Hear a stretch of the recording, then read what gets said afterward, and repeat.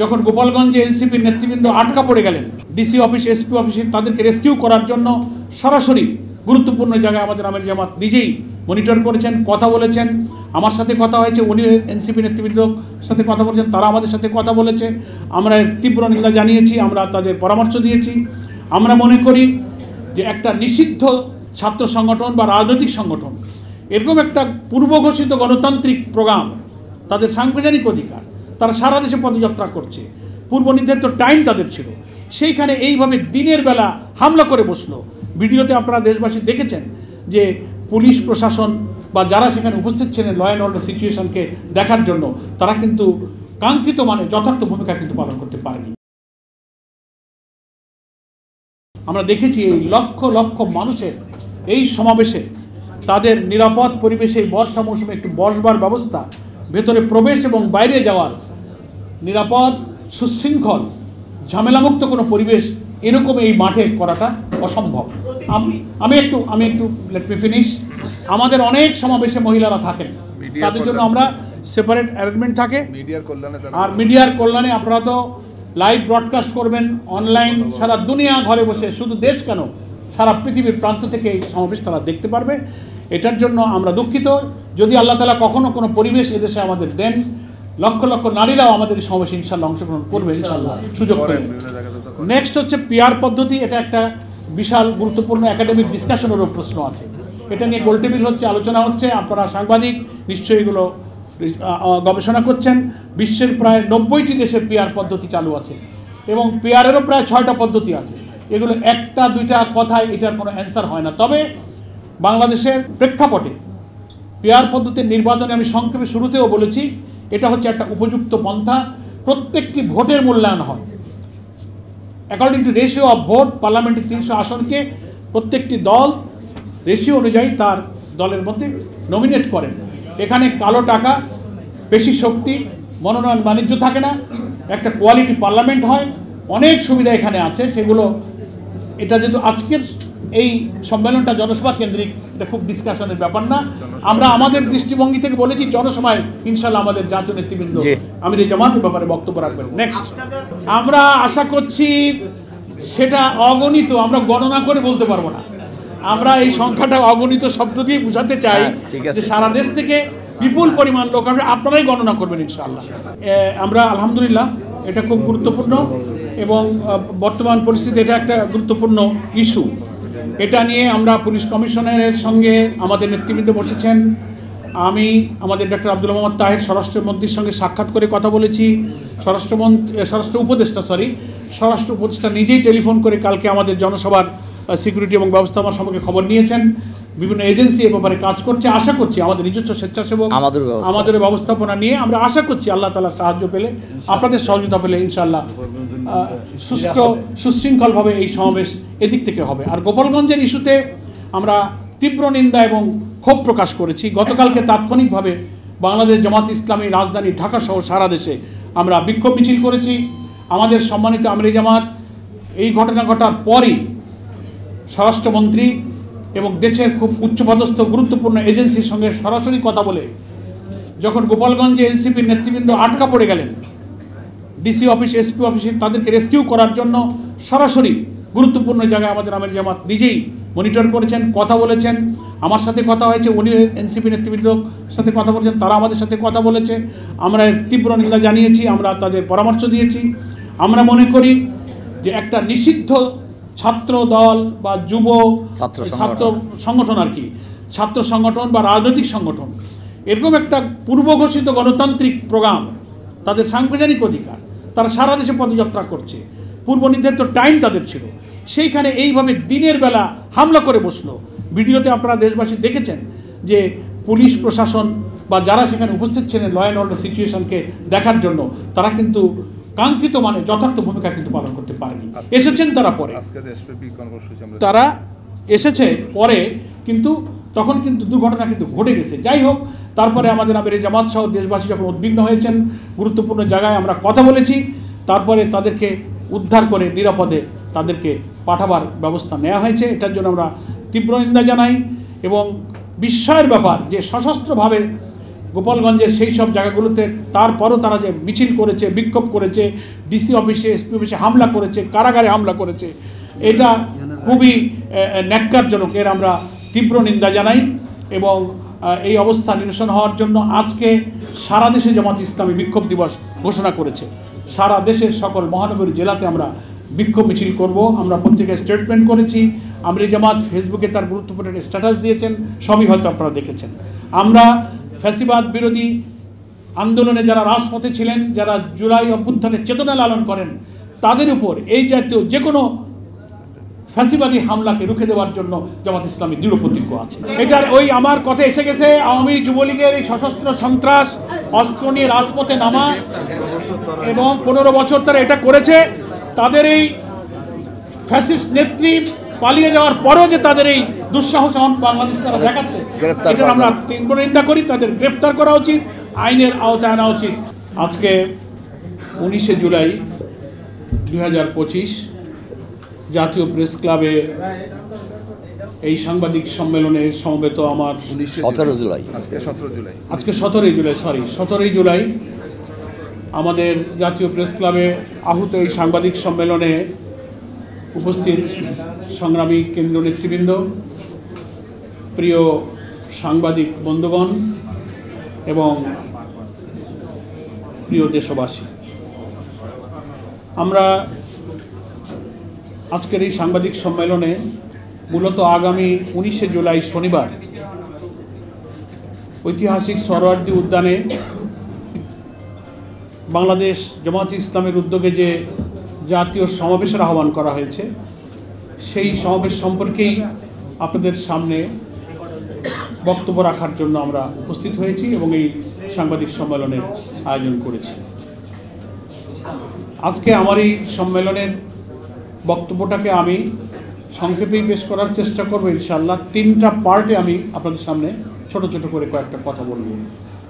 প্রথম আপনাদেরকে জানাবো আমাদের এই সম্মেলনের বা জাতীয় সমাবেশের উদ্দেশ্য সম্পর্কে কিছু কথা বলবো ইনশাআল্লাহ।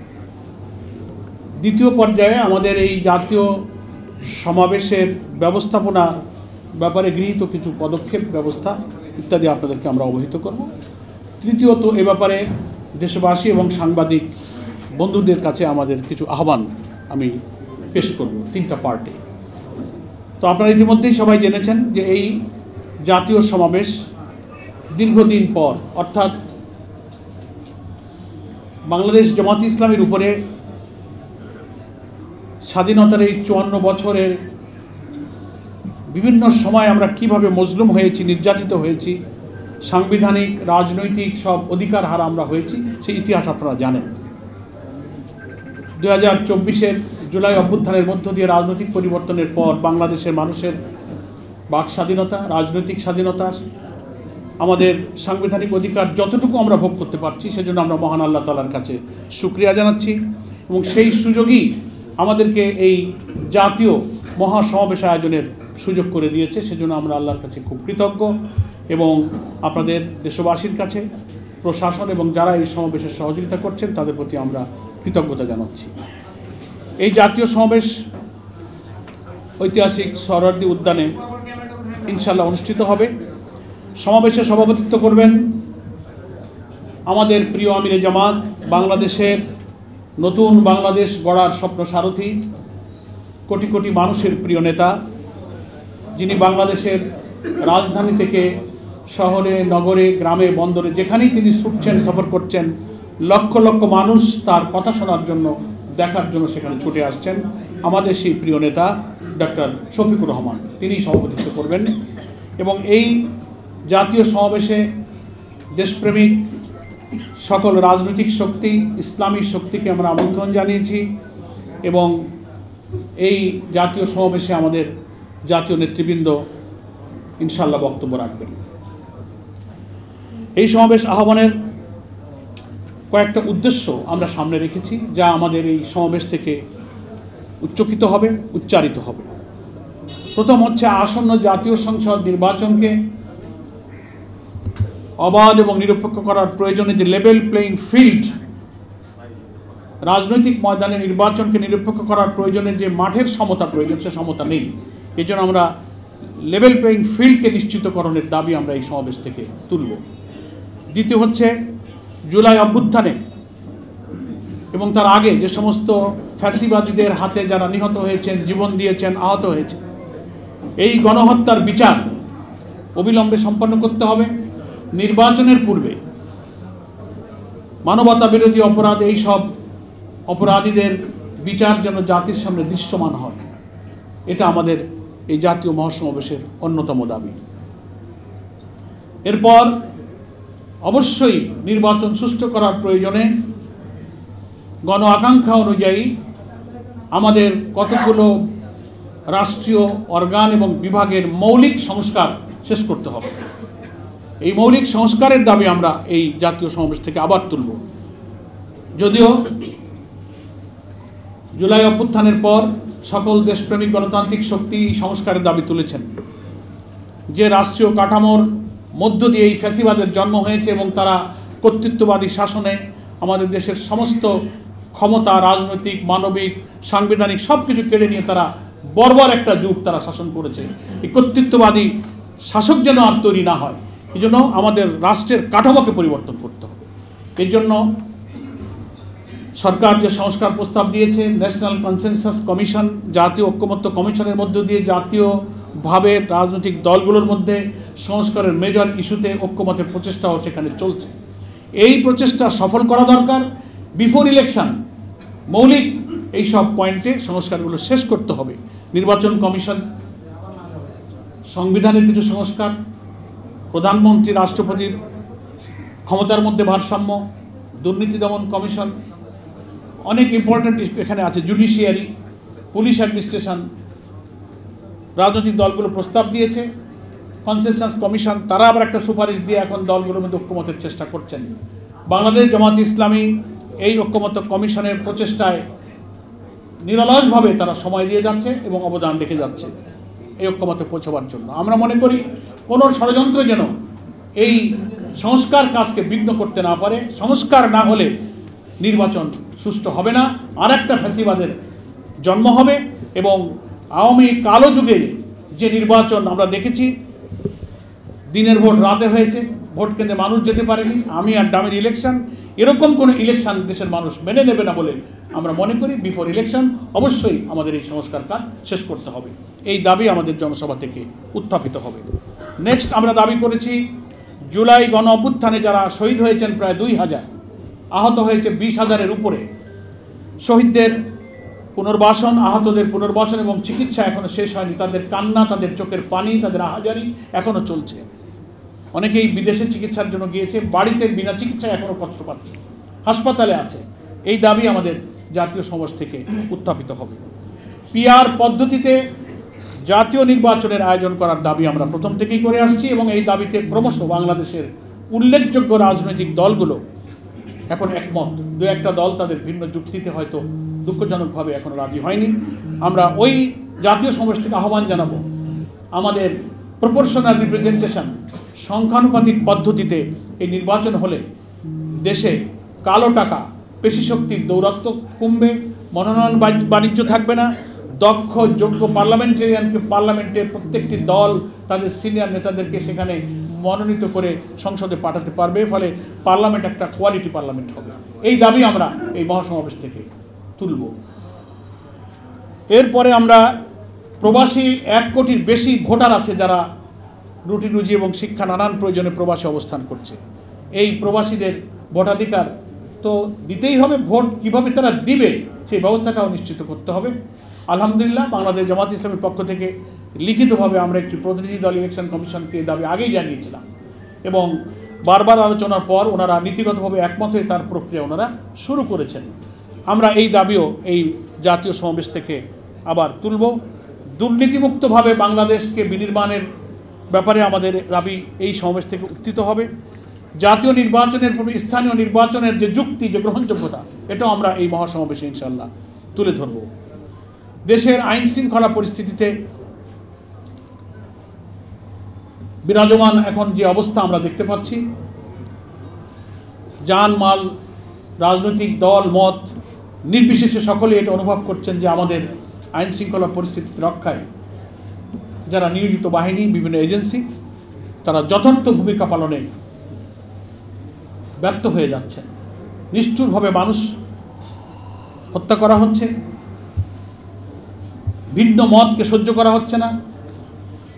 এই নানান পরিস্থিতির উত্তরণে এই জাতীয় সমাবেশ থেকে আমাদের জাতীয় নেতৃবৃন্দ সরকারের প্রতি, দেশবাসীর প্রতি প্রয়োজনীয় বক্তব্য উপস্থাপন করবেন। এই সব গণ দাবিগুলো, এই গণ আকাঙ্ক্ষাগুলো সামনে রেখে আগামী 19শে জুলাই সোহরাওয়ার্দী উদ্যানে আমাদের এই জাতীয় সমাবেশের আয়োজন করা হয়েছে। দ্বিতীয় পর্যায়ে আপনাদের সামনে আমি আমাদের এই সমাবেশের ব্যবস্থাপনা সম্পর্কে আমাদের গৃহীত কিছু পদক্ষেপ তুলে ধরছি। আমাদের এই জাতীয় সমাবেশ সফল করার জন্য একটা বাস্তবায়ন কমিটি গঠন করা হয়েছিল। এটাকে সফল করার জন্য 8টি উপকমিটি গঠন করা হয়েছে। সেখানে আমাদের ডেকোরেশন, মঞ্চ, সাউন্ড সিস্টেম, প্রচার, মিডিয়া, অভ্যর্থনা, মেডিকেল, পরিবহন, শৃঙ্খলা, পানি, স্যানিটেশন, সাংস্কৃতিক বিভাগ, নানান বিভাগ সমন্বয়ে এইসব কমিটি দায়িত্ব পালন করবে ইনশাআল্লাহ এই সমাবেশকে সুষ্ঠু করার জন্য।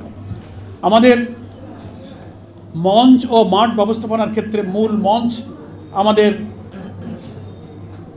যেখানে নেতৃবৃন্দ বসতে পারবেন 80 ফিট বাই 40 ফিট এবং 2 মঞ্চের পাশে আরও 140 ফিট লম্বা একটা বড় মঞ্চ হচ্ছে এবং সব মিলিয়ে মঞ্চের পরিমাণ দাঁড়াচ্ছে 220 ফিট লম্বা মঞ্চ হচ্ছে, আর এদিকে যাচ্ছে 40 ফিট। মঞ্চের উপরে ত্রিপলযুক্ত, বৃষ্টির কারণে আমরা ছাউনির ব্যবস্থা করব। স্টেজটা হবে আমাদের 3 গ্যালারি বিশিষ্ট স্টেজ হবে। 3 গ্যালারি সিস্টেমে ধাপে ধাপে আমাদের চেয়ারে বসার ব্যবস্থা থাকবে। স্টেজের সামনে বর্ধিত আকারে একটা আধুনিক পোডিয়ামের মাধ্যমে স্পিকার স্ট্যান্ড বা বক্তা যেখানে সামনে বক্তব্য রাখবেন সে ব্যবস্থা আমরা রেখেছি। মাঠের অর্থাৎ সোহরাওয়ার্দী উদ্যানের 3টি প্রবেশ পথে আমাদের 3টি তোরণ থাকবে। মঞ্চে জাতীয় এবং কেন্দ্রীয় নেতৃবৃন্দ এবং শহীদ পরিবারের সদস্যবৃন্দ আসন গ্রহণ করবেন, সে আসন নির্দিষ্ট থাকবে। মঞ্চের সামনে আমাদের দুদিকে আরও চেয়ার থাকবে, 300, 600 চেয়ার সামনে থাকবে। সেখানে শহীদ পরিবারের অনেক সদস্য, আহত যারা জুলাই যোদ্ধা, সাংবাদিক, সুধী, বিশিষ্ট জন এবং আমাদের জেলা আমিরগণ আমন্ত্রিত যারা আসবেন তাদেরকে আমরা সেখানে আসন ব্যবস্থা সংরক্ষিত রেখেছি। স্টেজের পেছনে একটা গ্রিন রুম থাকবে, বিভিন্ন প্রয়োজনে কেউ বিশ্রাম নিতে চাইলে সেখানে একটা আলাদা ব্যবস্থা থাকবে এবং সেখানে আমাদের মাঠের চতুর্দিকে সহজে দেখতে এবং শুনতে পারার সুবিধা রেখে 33টি LED স্ক্রিন থাকবে ভেতরে এবং বাইরে সব মিলিয়ে। মাইকের হর্ন আমরা মাঠের বাইরে রাজধানীর যতদূর পৌঁছানো সম্ভব 310টি হর্ন মাইকের আপাতত সেট করার জন্য ব্যবস্থা নেওয়া হয়েছে বিস্তীর্ণ এলাকা জুড়ে। সাংবাদিক এবং ইউটিউবারদের জন্য 24 বাই 20 ফিট বিশিষ্ট একটা মিডিয়া স্টেজ থাকবে ইনশাআল্লাহ সামনের দিকে। 2টা স্টেজ থাকবে মিডিয়া এবং আমাদের ইউটিউবারদের জন্য। বিদ্যুতের অল্টারনেটিভ পৃথক জেনারেটরের ব্যবস্থা থাকবে। পানি নিষ্কাশনের একটা ব্যবস্থা থাকবে পৃথক মোটর দিয়ে। যদি বৃষ্টি নামে আমরা আল্লাহর কাছে সাহায্য চাচ্ছি। বৃষ্টিটা এখন যদিও শ্রাবণ মাস পড়েছে, বর্ষা হওয়ার সম্ভাবনা আছে, তো পানি যেন জমে না যায় তার জন্য আমাদের কিছু প্রস্তুতি আমরা রেখেছি। এবং অসমতল মাঠকে সমান করার জন্য পর্যাপ্ত পরিমাণ বালু ফেলা হচ্ছে। আপনারা অনেকেই মাঠ দেখেছেন, প্রতিদিন আমরা মাঠ মনিটরিং করছি। আমরা মাঠটাকে সমান করে মানুষ বসতে পারবে। আমরা তো বসার ব্যবস্থা করব, মাঠেই লোকেরা বসবে। বিশাল মাঠ, এখানে এত লোকের চেয়ার দিয়ে বসলে অ্যাকোমোডেশন করা কঠিন হবে। এই জন্য আমরা ত্রিপল দিয়ে বসতে পারে, সেজন্য মাঠটাকে আমরা সমতল করার চেষ্টা করছি। প্রচার প্রচারণায় সারা দেশে পোস্টার, লিফলেট বিতরণ হচ্ছে ব্যাপকভাবে। রাজধানী ঢাকাকে গুরুত্বপূর্ণ সড়ক, মোড়, ওভারব্রিজ, দর্শনীয় স্থানগুলোতে আমরা ব্যানার, ফেস্টুন, বিলবোর্ড দিয়ে আমরা সজ্জিত করার চেষ্টা করেছি। আমাদের ঢাকা মহানগরী দক্ষিণ এবং ঢাকা মহানগরী উত্তরের ব্যবস্থাপনায় সে সমস্ত প্রচার কার্যক্রম চলছে। এবং ঢাকা অন্যান্য জায়গায় ভ্রাম্যমাণ মাইকিং হচ্ছে, লিফলেট বিলি হচ্ছে, প্রচার মিছিল হচ্ছে প্রতিদিন সকাল বিকাল। ভ্রাম্যমাণ সাংস্কৃতিক পরিবেশনার মাধ্যমে এই জাতীয় সমাবেশের মূল বার্তা আমরা ছড়িয়ে দেওয়ার জন্য চেষ্টা করছি। আমাদের সাংস্কৃতিক পরিবেশনা হবে আমাদের এই জাতীয় সমাবেশের একটা আলাদা আকর্ষণ। মূল সমাবেশের কার্যক্রম যেহেতু 2টায় শুরু হবে, দুপুর 2টায়, বক্তৃতার পালা। তার আগে সকাল 10টা থেকে ইনশাআল্লাহ আমাদের এই সাংস্কৃতিক পরিবেশনা শুরু হবে। সেখানে কোরআন তেলাওয়াত, হামনাত, ইসলামী সঙ্গীত, কবিতা আবৃত্তি, প্রামাণ্যচিত্র প্রদর্শনী এখানে প্রদর্শিত হবে এবং পরিবেশিত হবে। বাংলাদেশের খুব পরিচিত প্রতিষ্ঠিত জাতীয় সাংস্কৃতিক সংগঠন সাইমম শিল্পী গোষ্ঠী সহ আঞ্চলিক এবং বিভিন্ন জাতীয় সাংস্কৃতিক সংগঠন এই পরিবেশনায় অংশগ্রহণ করবেন। 20টি পয়েন্টে প্রায় 6000 স্বেচ্ছাসেবক বিভিন্ন বিভাগে দায়িত্ব পালন করবেন। বিভাগ তো আপনারা শুনলেন, অনেকগুলো ডিপার্টমেন্ট আমরা করেছি। এই সব বিভাগে আমাদের প্রায় 6000-এর মতো স্বেচ্ছাসেবক ইনশাআল্লাহ দায়িত্ব পালন করবেন। স্বেচ্ছাসেবকদের জন্য পরিচিতির সুবিধাতে আলাদা ড্রেস থাকবে। ঢাকা শহরের বাইরে থেকে, ঢাকা রাজধানী এবং পার্শ্ববর্তী জেলাগুলো থেকে যারা আসবেন, গাড়ি পার্কিংয়ের জন্য আমরা কমপক্ষে 15টা পার্কিংয়ের ব্যবস্থা আমরা রেখেছি। তাতে হবে না, আমরা যে সারা পাচ্ছি সারা দেশ এবং পার্শ্ববর্তী জেলাগুলো থেকে, তাতে রেলপথ, নৌপথ, সড়ক পথ, সব পথেই এই জনসভার দিকে মানুষের ঢল নামে রাজধানীর মুখে ইনশাআল্লাহ। তো আমরা সাধ্যমতো চেষ্টা করছি এই পার্কিং স্পটগুলো সেফ এবং সেফটি সিকিউরিটি কীভাবে রাখা যায় সেগুলো নির্দিষ্ট করে সেখানেও আমাদের স্বেচ্ছাসেবক ইনশাআল্লাহ থাকবে। ওয়াসা থেকে সরবরাহকৃত পানির ব্যবস্থা রাখার চেষ্টা করছি। পানি বোতলের পানি রাখার জন্য আমরা 50,000 মিনারেল ওয়াটারের বোতল রাখবার জন্য আমরা ইনশাআল্লাহ পরিকল্পনা গ্রহণ করেছি। ভিআইপি এবং সাধারণের জন্য খুব জরুরি ভিত্তিতে টয়লেটের প্রয়োজনে আমরা বেশ কিছু টয়লেট ব্যবস্থা ভিআইপিদের জন্য রেখেছি, সাধারণের জন্য আমরা ইনশাআল্লাহ রাখব। প্রাথমিক চিকিৎসার জন্য, ফার্স্ট এইডের জন্য আমাদের 15টা মেডিকেল বুথ থাকবে। সোহরাওয়ার্দী উদ্যানের চারিপাশ দিয়ে আমাদের ভিতরে বাইরে মিলে মোট 15টা মেডিকেল বুথ থাকবে। একাধিক বেড, প্রতিটি বুথে 2 জন করে এমবিবিএস ডাক্তার, জরুরি ঔষধ এবং অ্যাম্বুলেন্স সার্ভিস আমরা রাখবার ব্যবস্থা করেছি। আমাদের আইটি টিম এবং লাইভ সম্প্রচারের জন্য ফ্রন্ট ও ড্রোন ক্যামেরার সাহায্যে সমাবেশে উচ্চমানের ভিডিও ধারণ এবং তা সমাবেশস্থলের এলইডি স্ক্রিনে প্রদর্শন করা এবং ফেসবুক, ইউটিউব সহ সকল সামাজিক মাধ্যমে লাইভ সম্প্রচার করা হবে আমাদের জাতীয় সমাবেশের কার্যক্রম।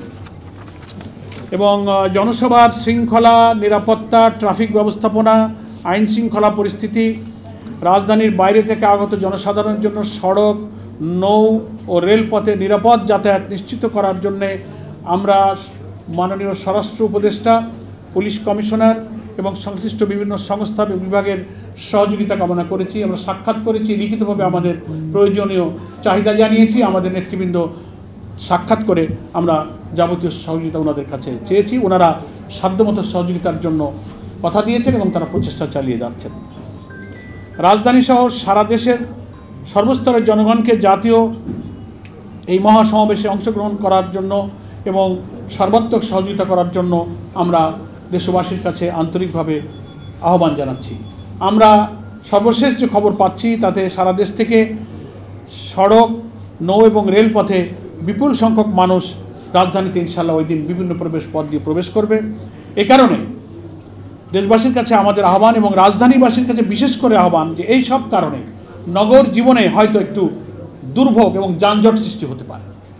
আমরা জামাত ইসলামীর পক্ষ থেকে দেশবাসী এবং নগরবাসীর কাছে অগ্রিম বিনয়ের সাথে ক্ষমা প্রার্থনা করছি যে এই সমাবেশের কারণে কিছু জনদুর্ভোগ, কিছু যানজটের কারণে নগরবাসীর কিছু কষ্ট হবে। আমরা নগরবাসীর কাছে, দেশবাসীর কাছে অগ্রিম ক্ষমা প্রার্থনা করে রাখছি। আপনারা আমাদেরকে ক্ষমা সুন্দর দৃষ্টিতে দেখবেন। আপনারা জানেন যে আমরা মানুষের জন্য এবং দেশের কল্যাণেই কাজ করছি।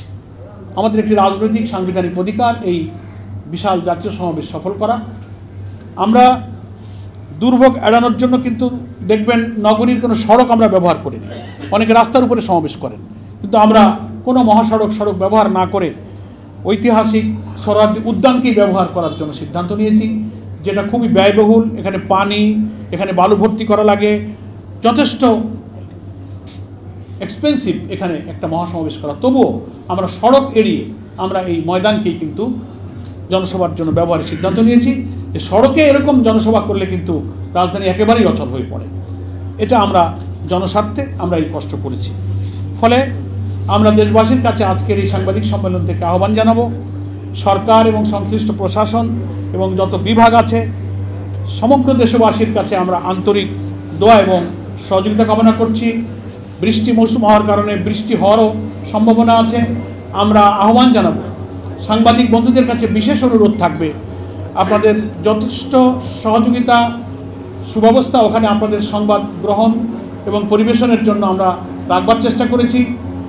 আমাদের এই জাতীয় মহাসমাবেশে যারা উপস্থিত হবেন, বৃষ্টি হলেও তারা যেন শৃঙ্খলার সাথে এই সমাবেশ সফল করেই তারপর সমাপ্তি পর্যন্ত থাকেন, সেই আহ্বান আমরা আগের থেকেই জানিয়ে রাখছি। আমাদের সেই মোটিভেশন আগের থেকেই চলছে।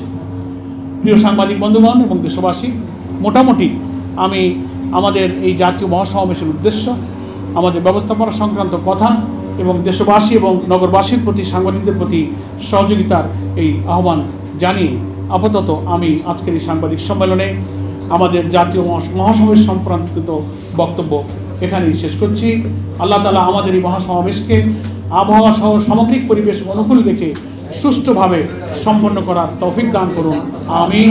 আমা তৌফিক ইল্লা বিল্লাহ। আসসালামু আলাইকুম ওয়া রাহমাতুল্লাহি ওয়া বারাকাতুহু। changetv.press, এক ফোঁটা হলুদ নেই।